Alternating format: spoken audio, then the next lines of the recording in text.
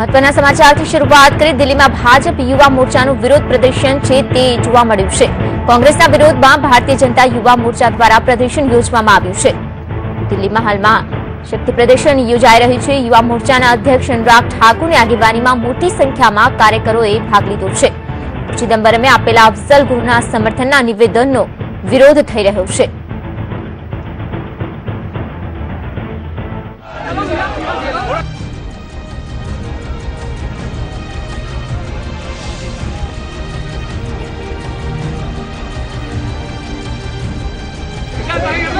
તો દિલ્હીમાં ભાજપ યુવા મોરચા દ્વારા વિરોધ પ્રદર્શન યોજવામાં આવી રહ્યું છે। જેની મુદ્દોને લઈને વિરોધ પ્રદર્શિત કરવામાં આવ્યો છે। કોંગ્રેસના વિરોધમાં ભારતીય जनता युवा मोर्चा द्वारा प्रदर्शन योजવામાં આવ્યું છે। देखिए, जिस तरह से कांग्रेस पार्टी राष्ट्र विरोधी ताकतों के साथ खड़ी है, लगातार ये बयान और सच्चाई सामने आ रही है कि लगातार कांग्रेस के नेता, विशेषतौर पर राहुल गांधी जी उन लोगों के साथ खड़े जो अफजल गुरु को आतंकवादी नहीं समझते, वो उन लोगों के साथ खड़े हैं।